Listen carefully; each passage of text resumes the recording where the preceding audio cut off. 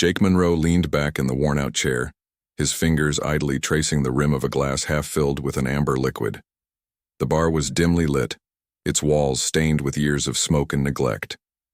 It was the kind of place where people came, to disappear, or to find someone who could make others vanish. Jake fit into both categories. He had been sitting there for nearly an hour, nursing the same drink while ignoring the occasional glances from other patrons. Most of them were rough-looking types, traders, smugglers, or mercenaries like himself. No one spoke unless they had business to discuss, and even then, words were kept short and sharp. But Jake wasn't here for small talk. He was waiting. For what, he didn't know yet. The door at the far end of the room slid open with a soft hiss, letting in a sliver of light before closing again. A man stepped inside, his face obscured by the hood of a dark cloak. He moved quietly, scanning the room until his eyes landed on Jake. Without hesitation, he walked over and took the seat across from him. "You're Jake Monroe," the man said, his voice low but steady. It wasn't a question. Jake raised an eyebrow but didn't respond immediately. Instead, he studied the stranger carefully. The man's features were hidden beneath the shadow of his hood, but there was something about him, something dangerous. Jake had seen enough troublemakers in his line of work to recognize the signs. "And you are?" Jake finally asked, his tone casual but wary. "Elias," the man replied, sliding a small data chip onto the table between them. "I have a job for you." Jake glanced at the chip, but made no move to pick it up. "I'm listening." Elias leaned forward slightly, lowering his voice further. "It pays well, better than anything you've taken before, but it's delicate." Jake frowned. Delicate usually meant complicated, and complicated often led to problems. Still, curiosity got the better of him. "Go on." "The target is human," Elias said bluntly. For a moment, Jake thought he hadn't heard correctly. Humans? That was unheard of. Not because humans were untouchable, but because no one in their right mind would risk going after one. Over the past few decades, humanity had risen from being just another species struggling to survive among the stars to becoming a force to be reckoned with. Their technology was unmatched, their defenses impenetrable, and their retaliation swift and merciless. Even the toughest mercenaries avoided jobs involving humans. Jake let out a dry laugh. "You're joking, right? Do I look suicidal?" Elias didn't flinch. "I assure you, this isn't a joke, and I wouldn't waste my time if I thought you couldn't handle it." Jake shook his head, already dismissing the idea. "No deal. Find someone else." But Elias wasn't ready to give up. "Hear me out," he insisted. "This isn't some random civilian we're talking about. This person is involved in something big, something that could shift the balance of power in the galaxy. If you succeed, not only will you walk away rich, but you'll also eliminate a threat to countless lives." Jake hesitated. As much as he wanted to walk away, the promise of wealth was tempting. Lately, things hadn't been going well for him. Debts were piling up, and old enemies were starting to circle like vultures. He needed a way out, and fast. Maybe this was it. "What makes you think I'd stand a chance against a human?" Jake asked skeptically. "Everyone knows what happens to anyone stupid enough to try." Elias smirked, though it was hard to see under the hood. "Not everyone fails. Some have succeeded, but those who do never speak of it. Let's just say I have resources that might tip the odds in your favor." Jake stared at the man, weighing his options. On one hand, taking the job could mean certain death. On the other, refusing it meant returning to his current mess, and that wasn't exactly appealing either. Finally, he sighed and reached for the data chip. "I'll take a look," he muttered. "But don't get your hopes up." Elias nodded, satisfied. "Good. You won't regret this." As the man stood up and disappeared into the shadows, Jake slipped the chip into a port on his wrist console. Information began scrolling across the screen. Details about the target, her location, and the nature of her work. Her name was Clara Hayes, a scientist stationed aboard a research vessel called the Odyssey. According to the file, she was working on a top-secret project involving quantum energy manipulation, a discovery that could revolutionize space travel and weaponry. Jake leaned back in his chair, rubbing his temples. The more he read, the more uneasy he felt. This wasn't just any hit. It was personal, political, and potentially catastrophic. Yet, as much as he tried to convince himself to walk away, the allure of the reward kept pulling him back. Over the next few hours, Jake mulled over the details of the contract. He knew he couldn't go into this blindly. Reaching out to old contacts, he began gathering information about previous attempts on human targets. What he uncovered sent chills down his spine. Every assassin who had dared to go after a human in recent years had met a grim fate. Some vanished without a trace. Their ships found drifting in deep space with no signs of struggle. Others turned up dead under mysterious circumstances, their bodies bearing marks of advanced weaponry unlike anything Jake had ever seen. Rumors swirled about alien governments intervening to stop these attacks, but many believed humanity itself had developed secret enforcers capable of tracking down anyone who posed a threat. Despite the mounting evidence suggesting he should abandon the mission, Jake couldn't shake the feeling that this was his last shot at redemption. If he succeeded, he'd be set for life. If he failed, well, failure wasn't an option. With a heavy sigh, Jake booked passage on a shuttle bound for the Odyssey. As the engines roared to life and the station grew smaller in the distance, he stared out the window, wondering if he was making the biggest mistake of his life, or the smartest decision he'd ever made. The shuttle ride to the Odyssey was long and uneventful, giving Jake plenty of time to think. He stared out the small window at the endless expanse of space, his mind racing with doubts and questions. What was he getting himself into? Could he really pull this off? And if he failed, what would happen to him? By the time the research vessel came into view, Jake had convinced himself that backing out wasn't an option. The stakes were too high, and failure wasn't something he could afford. As the shuttle docked, he took a deep breath and stepped onto the ship, ready to play his part. Jake's cover identity was simple. He was a maintenance worker sent to repair faulty equipment in the lower decks. It wasn't glamorous, but it gave him access to most areas of the ship without drawing suspicion. Dressed in a drab gray jumpsuit and carrying a toolbox, he blended in perfectly with the crew. His first task was to locate Clara Hayes. According to the intel provided by Elias, she spent most of her time in the lab or her quarters. Jake decided to start by observing her routines from a distance. For several days he moved quietly through the corridors, keeping an eye on her movements while pretending to work on various repairs. Clara turned out to be nothing like what Jake had expected. In his line of work, he'd encountered all kinds of people: arrogant corporate executives, cold-hearted scientists, and ruthless military officers. But Clara didn't fit any of those molds. She was warm and approachable, often seen laughing with her colleagues over meals or helping younger scientists troubleshoot experiments. One afternoon, Jake watched as Clara patiently explained a complex concept to a nervous-looking intern. Her voice was calm and encouraging, and she never once showed signs of frustration even when the intern struggled to grasp the idea. Jake found himself oddly fascinated by her demeanor. This wasn't the cold, calculating genius he had imagined. She seemed genuinely passionate about her work. Despite his growing unease about the mission, Jake reminded himself why he was here. Emotions couldn't cloud his judgment. Not now, not ever. Still, he couldn't help but wonder what kind of person Clara truly was. Was she really the threat Elias claimed she was, or was there more to her story? To get answers, Jake began digging deeper into her project. Late one night, after most of the crew had retired to their quarters, he snuck into the lab where Clara worked. The room was filled with glowing screens, humming machines, and holographic displays mapping out star systems and energy patterns. Jake carefully sifted through the data, piecing together fragments of information. What he discovered shocked him. Clara wasn't just researching quantum energy manipulation for its potential applications in weapons or faster-than-light travel.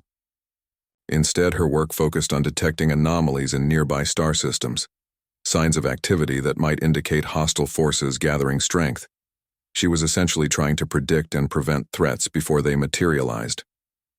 As Jake scrolled through the files, he noticed something else. Clara had documented several close calls involving alien probes attempting to infiltrate human defenses. Each time, the probes had been neutralized before they could cause harm. Jake frowned. How had humanity managed to stop these attacks so effectively? And why hadn't anyone outside their species known about it? Before he could delve further, the sound of footsteps echoed down the corridor. Jake quickly shut down the system and slipped into the shadows, holding his breath as the door slid open. To his relief, it was only Clara. She entered the lab, rubbing her eyes tiredly, and sat down at one of the terminals. For a moment, Jake considered leaving, but something stopped him. He stayed hidden, watching as Clara pulled up a holographic map of nearby star systems.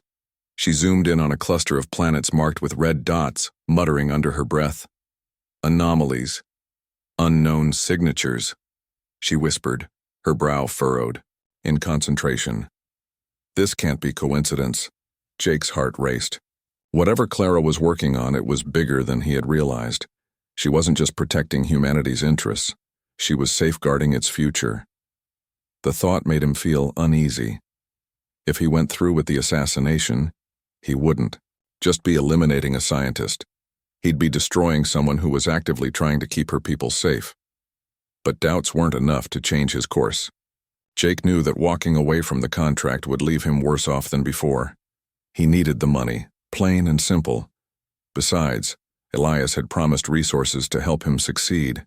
Maybe, just maybe, he could find a way to complete the job, without causing too much damage. Over the next few days, Jake continued to observe Clara, learning more about her habits and routines. She rarely ventured far from the lab, spending long hours poring over data and running simulations. Occasionally, she would take short breaks to grab coffee or chat with colleagues, but even then, her conversations often revolved around her work. One evening, Jake followed her to her quarters. From a safe distance, he monitored her through hacked surveillance feeds. Clara sat at a desk, scribbling notes in a journal while sipping tea. She looked peaceful, almost content, a stark contrast to the dangerous figure Elias had described.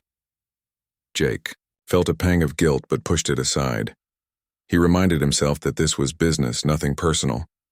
Still, he couldn't shake the feeling that he was missing something important. Why had Elias targeted Clara specifically? What was so threatening about her research? Determined to find answers, Jake reached out to some old contacts within the galactic underworld. Over encrypted channels, he asked discreet questions about previous attempts on human targets. The responses he received were chilling. Every assassin who had gone after a human had either disappeared or been killed under mysterious circumstances. Some claimed alien governments intervened, while others believed humanity itself had developed secret enforcers capable of tracking down anyone who posed a threat. One contact mentioned rumors of advanced AI networks acting as guardians, predicting and neutralizing dangers before they could strike. Jake's unease grew with each new piece of information.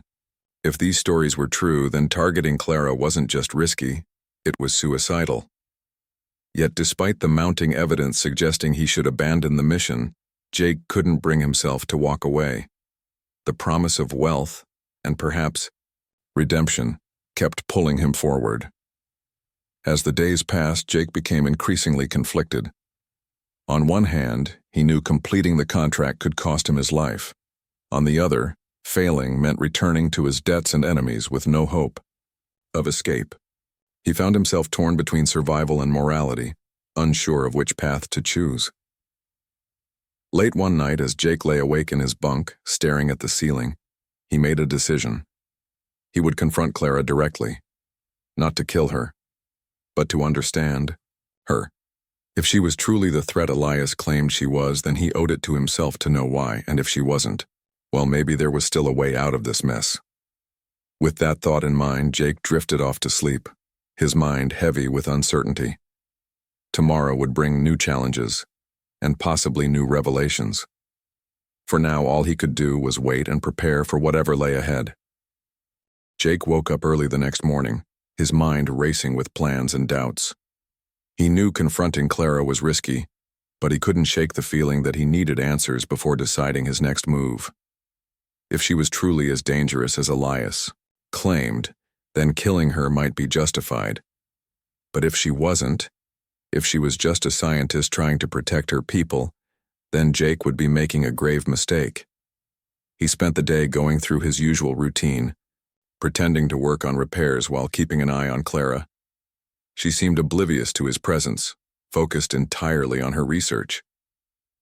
By evening, Jake had mapped out a plan. He would wait until she was alone in the lab, then approach her directly.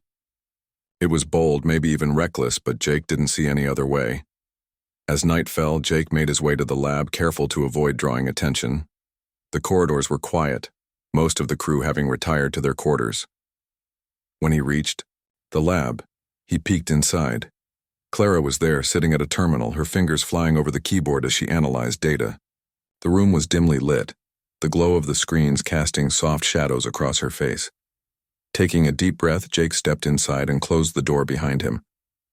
Clara didn't notice him at first, too absorbed in her work. But when she finally looked up, her expression shifted from surprise to caution. "Who are you?" she asked, her voice calm but firm. "You're not supposed to be here." Jake raised his hand slightly, showing he meant no harm. "I'm not here to hurt you," he said quickly. "I just need to talk." Clara studied him for a moment, her eyes narrowing. "Talk about what?" Jake hesitated, unsure how much to reveal. "About your work, about why someone wants you dead." Her reaction was immediate. She stood up, her chair scraping against the floor. "What are you talking about?" she demanded, her voice rising. "Who sent you?" Jake took a step closer, keeping his tone steady. "Listen, I don't want to hurt you, but I've been hired to eliminate you. I came here to find out why." For a brief moment, Clara looked stunned. Then her expression hardened. "If you're here to kill me, you'd better do it now," she said coldly. "Because I'm not going to stop my work for anyone." Jake shook his head. "That's not why I'm here. I need to understand what you're doing, and why it's so important that someone wants you gone." Clara stared at him, weighing his words. Finally, she sighed and sat back down. "Fine," she said. "But if this is some kind of trick, you'll regret it." Jake nodded and pulled up a chair, sitting across from her. "Start from the beginning," he said. "Tell me everything." Clara hesitated, then began explaining her project.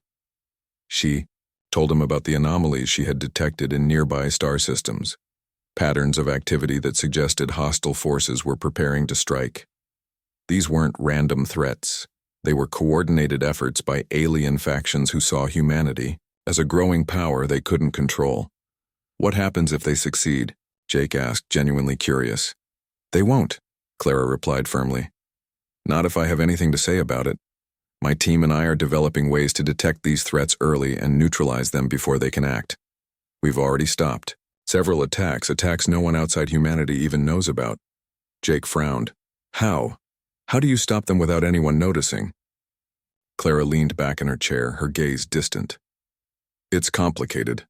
Let's just say we have resources, advanced technology, AI networks, things most species can't even imagine, and we're getting better every day." Jake felt a chill run down his spine. What Clara was describing sounded like something out of a science fiction story. If she was telling the truth, and Jake had no reason to doubt her, then humanity wasn't just defending itself. It was evolving into something far more powerful. "But why target you specifically?" Jake pressed. "Why not someone else?" Clara's expression darkened. "Because my research is key to all of this. Without it, humanity would be vulnerable. Whoever hired you knows that. They're trying to cripple us before we become unstoppable." Jake sat back, processing everything she had said. It made sense, in a twisted sort of way.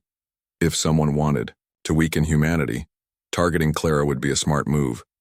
But something still didn't add up. "If humanity is so advanced, why hasn't anyone noticed?"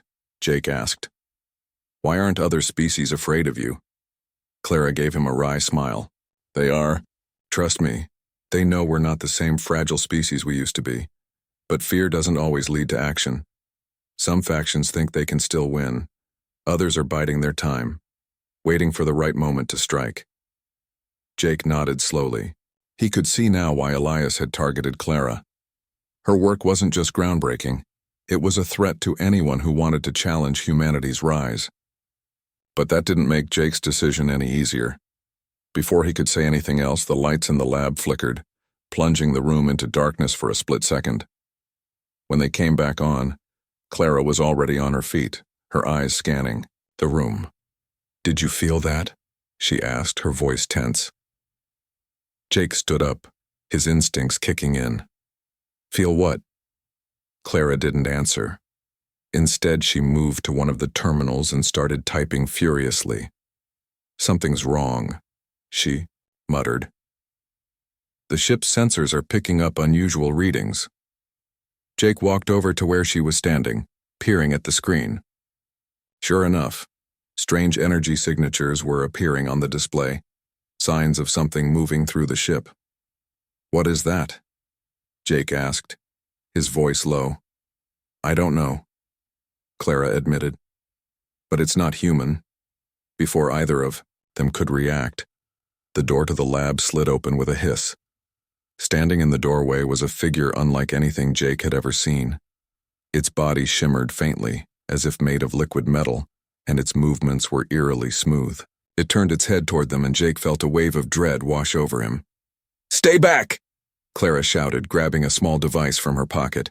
She pressed a button, and a bright flash of light erupted from the device, forcing the creature to retreat momentarily. "What the hell is that thing?" Jake demanded, his heart pounding. "No time to explain," Clara snapped. "We need to get out of here now." Without waiting for a response, she grabbed Jake's arm and pulled him toward a side door. They ran down the corridor, the sound of footsteps echoing behind them. Whatever that thing was, it was following them. "Where are we going?" Jake panted as they rounded a corner. "To the bridge," Clara replied. "If we can lock down the ship, we might be able to contain it." They reached the bridge moments later, slamming the door shut behind them. Clara immediately started working the controls, sealing off sections of the ship and rerouting power to critical systems. "We're safe for now," she said, breathing heavily, "but we need to figure out what those things are and why they're here." Jake stared at her, his mind reeling. In the span of a single night, he had gone from being an assassin sent to kill her to an ally fighting alongside her. It was surreal, almost unbelievable. "What do we do now?" he asked. Clara glanced at him, her expression resolute. "Now we fight back." The bridge of the Odyssey was tense and silent, save for the soft hum of the ship's systems. Clara worked quickly at the main console, her fingers flying over the controls as she tried to secure the vessel against whatever was stalking them. Jake stood nearby, watching her with a mix of awe and unease. He wasn't used to being on the defensive. His life had always been about striking first and asking questions later. But now he found himself in unfamiliar territory, relying on someone else to guide him through the chaos. "What exactly are those things?" Jake asked again, his voice low but urgent. Clara didn't look up from the screen. "They're probes," she said curtly, "sent by hostile alien factions to gather intelligence, or worse." Jake frowned. "Why would they send something like that here? Aren't you just a research team?" Clara shot him a sharp glance. "We're not just anything. Humanity isn't what it used to be, Jake. We've become a threat to anyone who wants control over this part of the galaxy. Those probes aren't here to observe. They're here to sabotage us." Jake felt a chill run down his spine. The pieces were starting to fall into place. Elias hadn't just hired him to eliminate Clara. He, or whoever he worked for, had likely orchestrated this attack as well. It was all connected. "Can we stop them?" Jake asked, glancing at the sealed door behind them. The shimmering figures hadn't breached the bridge yet, but he doubted they'd stay away forever. "We can try," Clara replied grimly. "But we'll need help. The rest of the crew is trapped in their quarters. Those things have locked down most of the ship." Jake clenched his fists. "Then we fight alone." Clara nodded, her expression hardening. "Fine. But if we're going to survive this, you'll need to trust me." Jake hesitated for only a moment before nodding back. I'm listening. Over the next hour, Jake and Clara worked together to fortify the bridge and prepare for the inevitable confrontation. Clara explained that the liquid metal creatures were highly adaptive, capable of bypassing most standard security measures. To counter them, they would need to use unconventional tactics, things the aliens wouldn't expect. The key is unpredictability, Clara said as she programmed a series of traps throughout the ship. If we act like humans normally would, they'll anticipate our moves. We need to think differently. Jake raised an eyebrow. You mean I should stop acting like an assassin? Clara gave him a small, fleeting smile. Exactly. Use your skills, but don't rely on brute force. These things are fast, strong, and relentless. We'll have to outsmart them. As they finalized their plans, Jake couldn't help but notice how focused Clara was. Despite the danger, she seemed almost energized, as if this was exactly where she belonged. For the first time, Jake realized just how much she cared about protecting humanity. Not because it was her job, but because it was her purpose. When everything was ready, Clara turned to Jake. Here's the plan. We'll split up. You'll head to engineering and disable their primary power source. Without it, they'll lose cohesion and become easier to deal with. Meanwhile, I'll stay here and monitor their movements from the bridge. Jake shook his head immediately. No way, I'm not leaving you alone. Clara crossed her arms. It's not up for debate. You're better suited for physical combat than I am. Trust me, I'll be fine here. Jake wanted to argue, but he knew she was right. Still, the thought of letting her face those creatures alone made his stomach twist. Finally, he relented.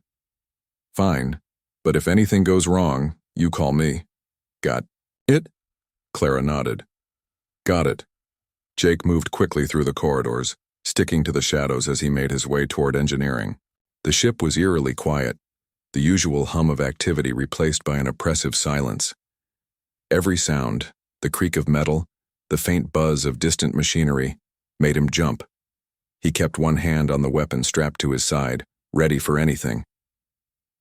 When he reached engineering, he found the area swarming with the liquid metal figures. They moved like ghosts, their forms shifting and reforming as they patrolled the space. Jake pressed himself against the wall, his mind racing. There were too many of them to take on directly. He'd have to find another way. Carefully, he activated one of the traps Clara had set earlier. A burst of electromagnetic energy surged through the room, disrupting the creature's movements. They froze momentarily, giving Jake the opening he needed. He darted forward, slipping past them and reaching the main power core. Working quickly, Jake planted a series of charges around the core. As soon as he finished, he triggered the explosives remotely, causing a cascade of sparks and smoke to fill the room. The creatures began to destabilize, their forms flickering as they struggled to maintain cohesion. Jake didn't stick around to watch. He sprinted back toward the bridge, his heart pounding as alarms blared throughout the ship. When he finally reached the door, he found Clara waiting for him, her face pale but determined. How bad is it? She asked. Bad enough, Jake replied breathlessly. But I took out their power source. That should slow them down. Clara nodded and turned back to the console. Good. Now we wait. For the next several minutes, they monitored the situation from the safety of the bridge.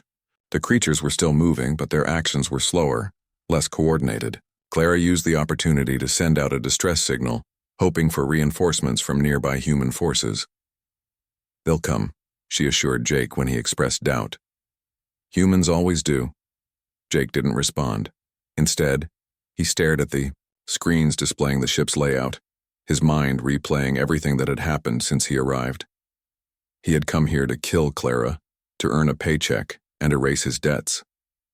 But now, standing beside her as they fought off an alien threat, he felt something he hadn't felt in years: purpose. You know, he said after a while, breaking the silence.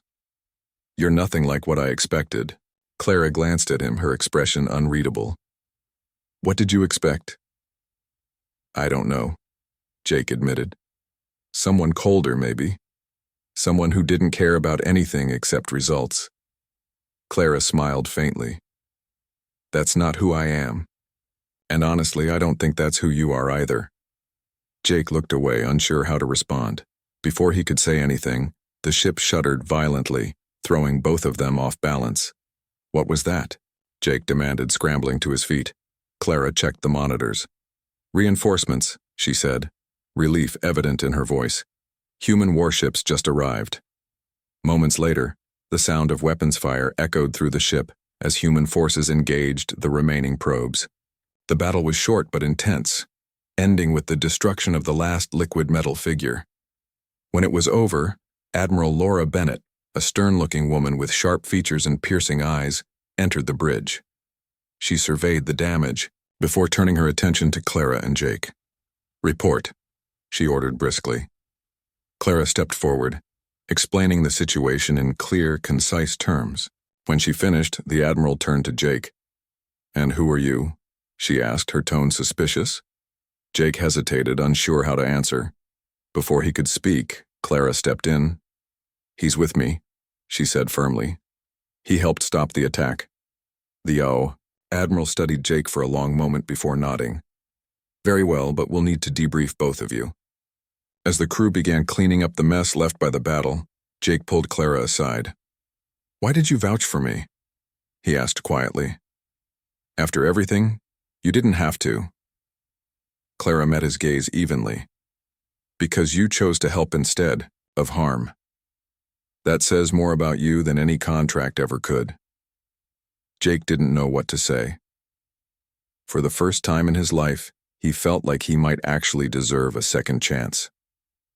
Hours later, as the Odyssey limped toward a nearby human outpost for repairs, Jake sat alone in a corner of the rec room, staring out the window at the stars.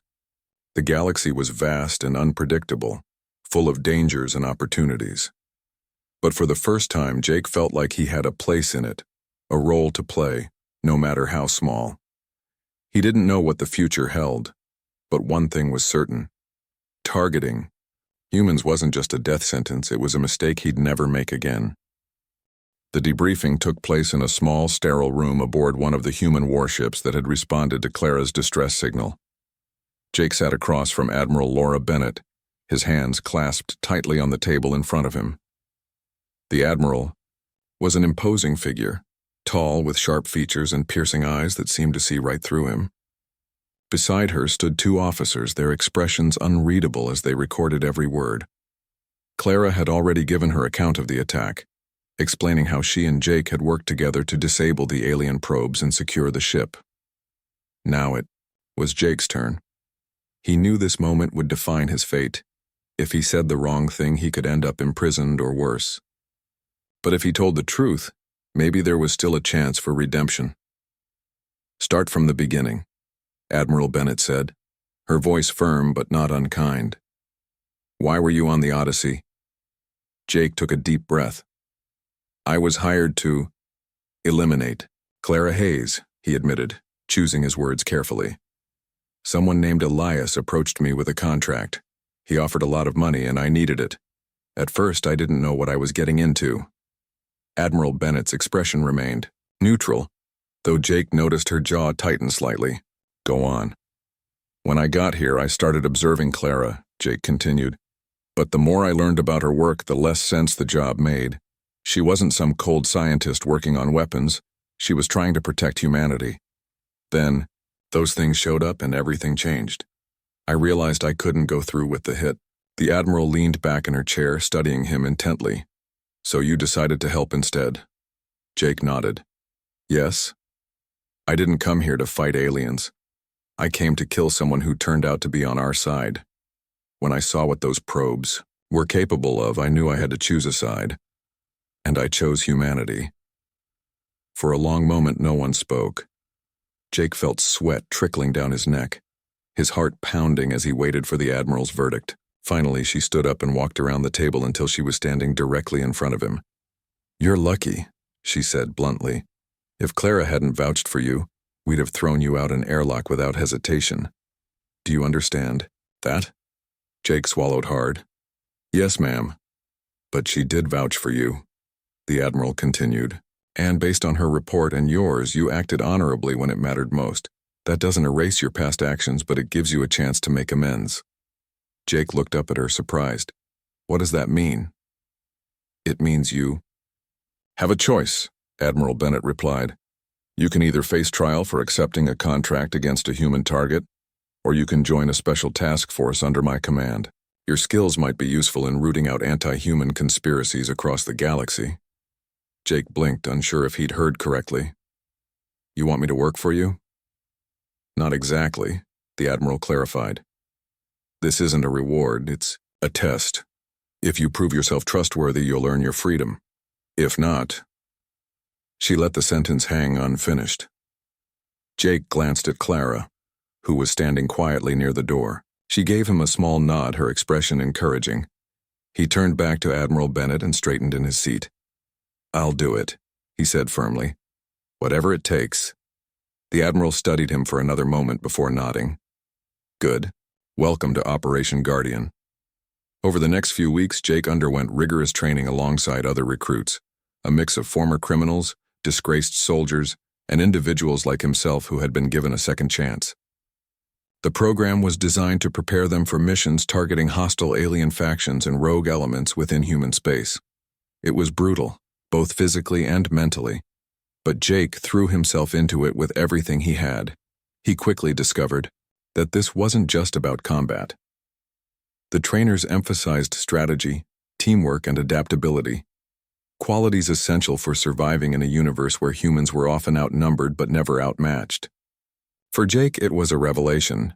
In his old life, he had operated alone, trusting no one and relying solely on his instincts.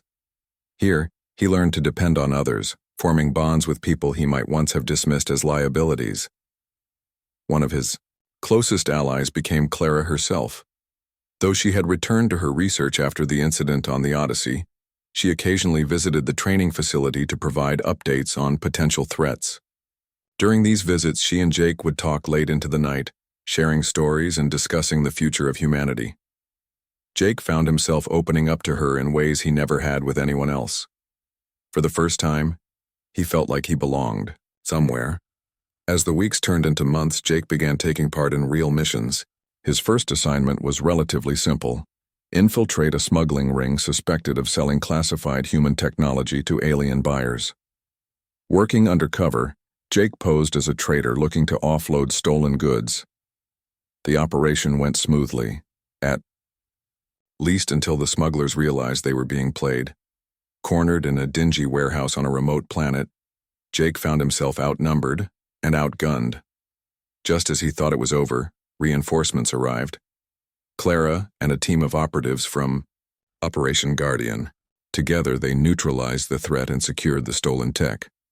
Afterward, as they regrouped aboard their transport shuttle, Clara grinned at him. Not bad for your first mission, she teased. Jake shook his head, still catching his breath. I almost got myself killed. But you didn't, Clara pointed out. That's what matters. Jake smiled despite himself. I guess you're right. With each mission, Jake grew more confident in his new role. He wasn't just surviving anymore. He was thriving. The weight of his past mistakes still lingered, but it no longer defined him. Instead, he focused on the present, the people he worked with, the lives he helped save, and the hope of building a better future. Still, there were moments when doubt crept in. Late at night, lying awake in his bunk, Jake would wonder if he truly deserved this second chance. Had he earned it, or was it simply luck? And what about Elias? Who was he working for, and why had he targeted Clara specifically? These questions haunted Jake, driving him to push harder during training and take greater risks in the field. He wanted answers, not just for himself, but for everyone who relied on him now. One evening, after completing a particularly difficult mission, Jake joined Clara in the mess hall. They sat together at a corner table, eating quietly while the rest of the crew laughed and joked nearby. Eventually, Clara broke the silence. You've come a long way, she said softly. I'm proud of you. Jake looked at her, surprised. Thanks, I couldn't have done it without you. Clara shrugged modestly. You did the hard part. All I did was give you a chance. It was more than that, Jake insisted. You believed in me when no one else would, not even me. Clara smiled gently. Sometimes belief is all it takes. They sat in comfortable silence for a while, watching the bustle of the mess hall. Finally, Jake spoke again. "What happens next?" he asked. "I mean, for us. For humanity?" Clara's expression turned thoughtful. "We keep moving forward. We protect ourselves, sure, but we also reach out. Humanity's greatest strength isn't just our technology or our defenses. It's our ability to adapt, to grow, to connect with others. As long as we remember that, we'll be okay." Jake nodded slowly, letting her words sink in. For so long, he had lived in the shadows, chasing survival at any cost. Now he was part of something bigger, something worth fighting for. And for the first time in years, he felt like he was exactly where he was meant to be. Jake stood on the observation deck of the warship Guardian's Resolve, staring out at the endless expanse of stars. The galaxy stretched before him, vast and mysterious, filled with dangers and possibilities. It was hard to believe how much his life had changed in such a short time. Just months ago, he had been a lone assassin, haunted by debts and regrets, willing to take any job for money. Now he was part of something bigger, a mission to protect humanity from those who saw it as a threat. The sound of footsteps behind him pulled Jake from his thoughts. He turned to see Clara approaching, her expression calm but serious. She carried a datapad in one hand, its screen glowing faintly in the dim light. "We need to talk," she said simply. Jake nodded and stepped aside to let her join him at the viewport. "What's going on?" Clara hesitated for a moment, then handed him the datapad. On the screen was a map of nearby star systems marked with red dots indicating hostile activity. But what caught Jake's attention was a single name listed at the bottom of the file: Elias. "I thought you'd want to know," Clara explained. Intelligence just linked Elias to the same alien coalition that sent those probes to the Odyssey. Turns out he's been working with them for years. Jake felt a chill run down his spine. He had suspected Elias wasn't acting alone, but this confirmed it. The man hadn't just hired him to kill Clara. He had been part of a larger conspiracy to weaken humanity. "Do we know where he is?" Jake asked, his voice tight.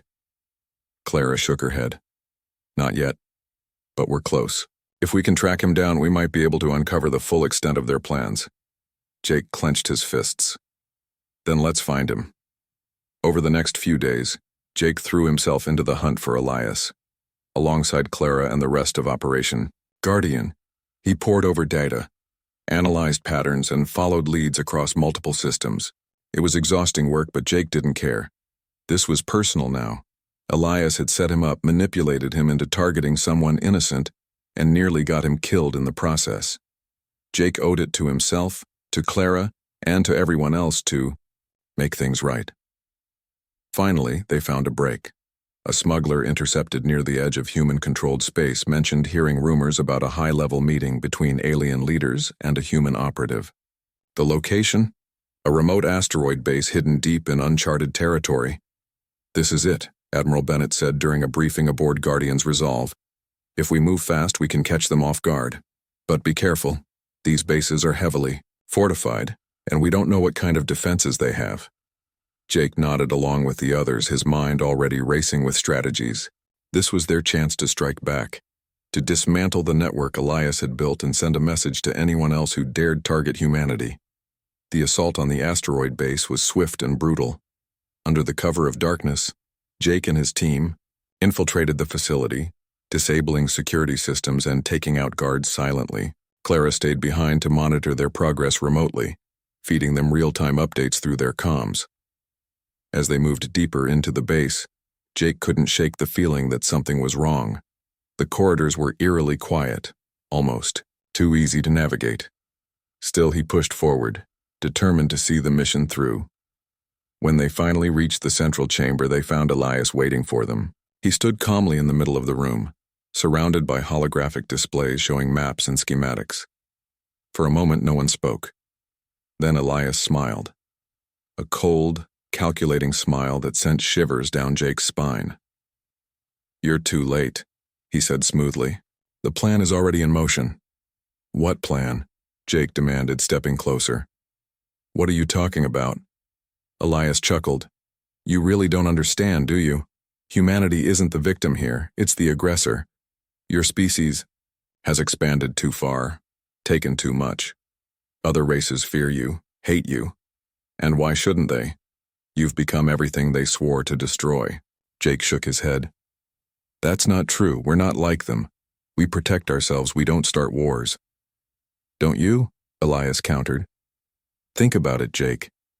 Every system you colonize, every resource you claim, it all comes at someone else's expense. You may call it progress, but others see it as conquest. Before Jake could respond, alarms blared throughout the base. Red lights flashed overhead as automated defenses sprang to life.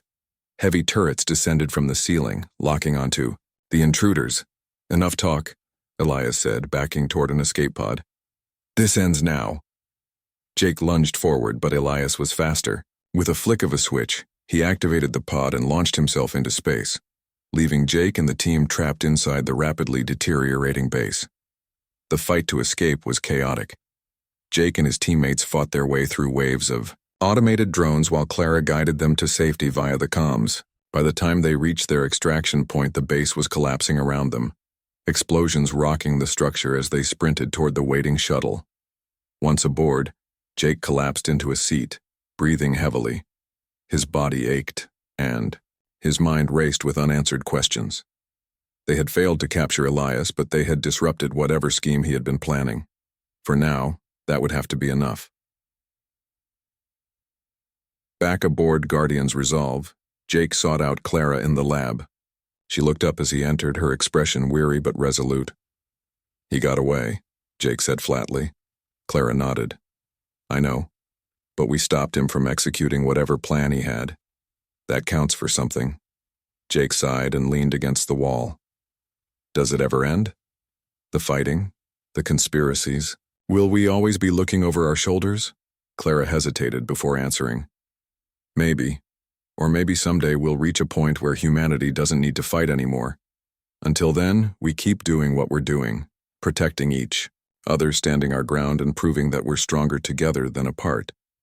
Jake thought about her words for a long moment. He knew she was right.